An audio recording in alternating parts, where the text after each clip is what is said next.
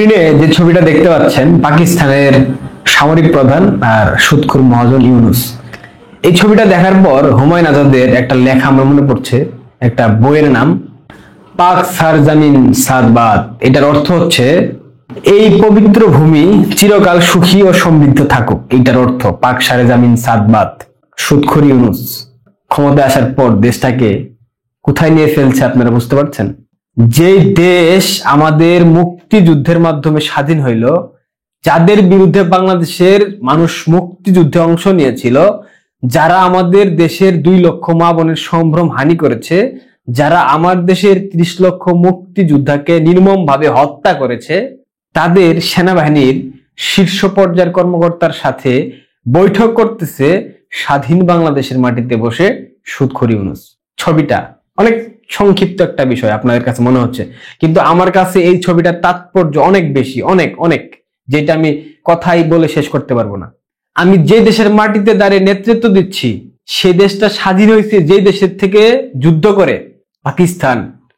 অথচ স্বাধীনতার 50 বছর পরে সেই পাকিস্তান সেনাবাহিনী, যে পাকিস্তান সেনাবাহিনী আমার মা বোনদের উপর ধর্ষণযজ্ঞ চালিয়েছিল, হত্যা করেছিল, সেই সেনাবাহিনীর কর্মকর্তার সাথে আমার দেশের মাটিতে দাঁড়িয়ে আমি বৈঠক করব, আবার আমার দেশের পতাকার পাশে পাকিস্তানের পতাকা রেখে।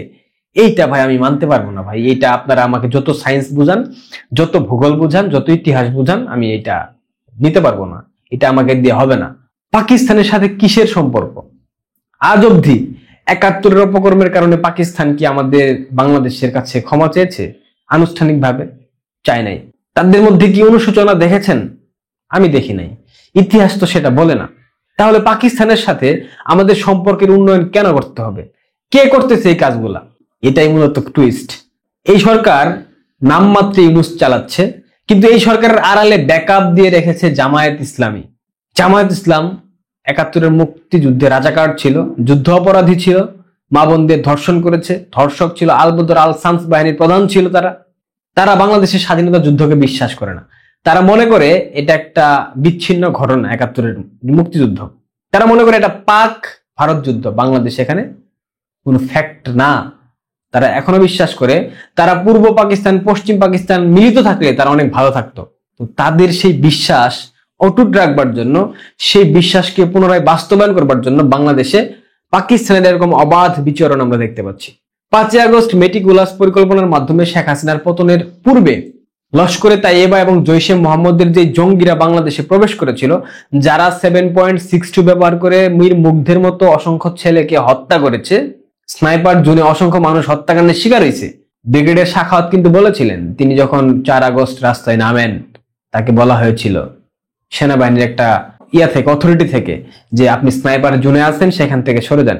এই স্নাইপার গুলা কারা ছিল? আপনাদের কি মনে হয় সাবেক সেনা কর্মকর্তারা স্নাইপার করেছে, চালিয়েছে?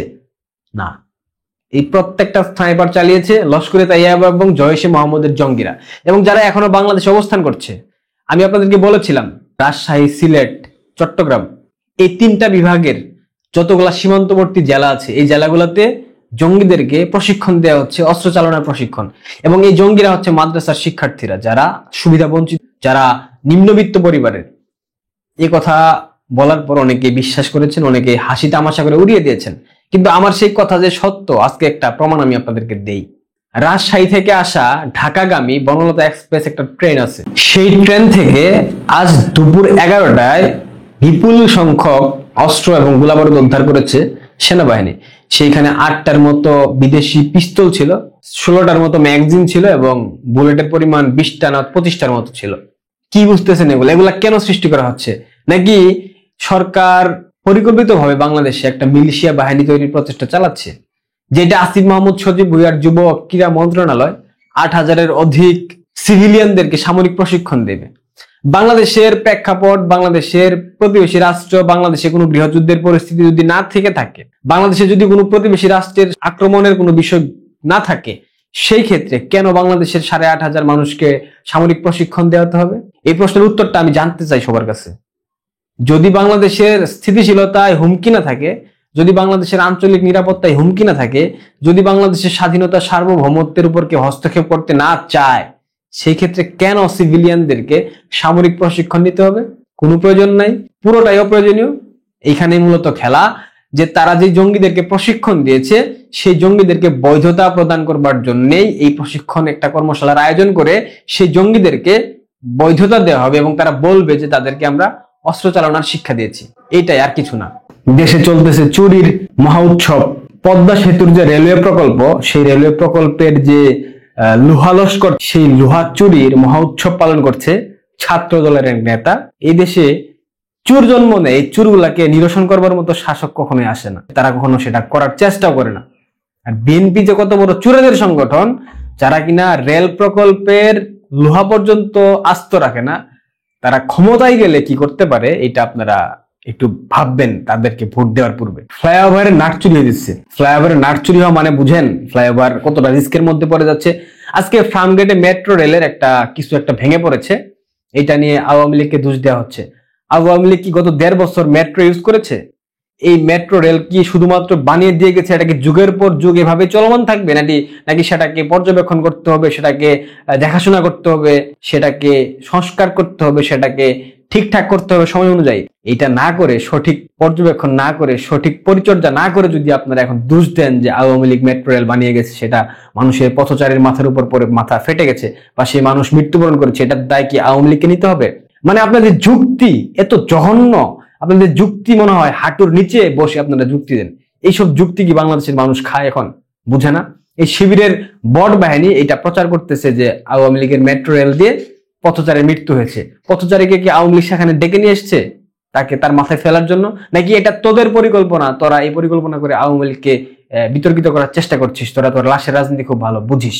সিরাজগঞ্জের সোলার পাওয়ার প্লান্ট থেকে কোটি কোটি টাকার মালামাল লুটপাট হয়েছে। মাওলানা ভাসানী সেতু থেকে বিদ্যুতের তার চুরি হয়েছে। মানে বাংলাদেশে চুরির একটা উৎসব চলতেছে। আর এই প্রত্যেকটা উৎসবের নেতৃত্বদানকারী একমাত্র রাজনৈতিক সংগঠন বাংলাদেশ জাতীয়তাবাদী দল বিএনপি। পাক সারে জামিন সাদবাদ। এই রাজাকারদের ভূমি রাজাকারদের জন্য উর্বর এবং সমৃদ্ধশালী হোক, আমরা সেটাই প্রত্যাশা করি। ডক্টর মোহাম্মদ ইউনূস বাংলাদেশকে সেই দিকে আগায় নিয়ে যাচ্ছেন। শুভকামনা আপনাদের সবার জন্য। আপনাদের চেতনার দণ্ড যদি এখনো জাগ্রত না হয়, আপনাদের কপালে, আপনাদের ভবিষ্যতে, আপনাদের পরবর্তী প্রজন্ম, আপনাদের সন্তান নাতিপুতিদের কপালে যে কতটা দুঃখ অপেক্ষা করতেছে, জাস্ট তাকিয়ে তাকিয়ে দেখে যান। আমরা সেটা দেখতে চাই। ভালো থাকবেন, ধন্যবাদ।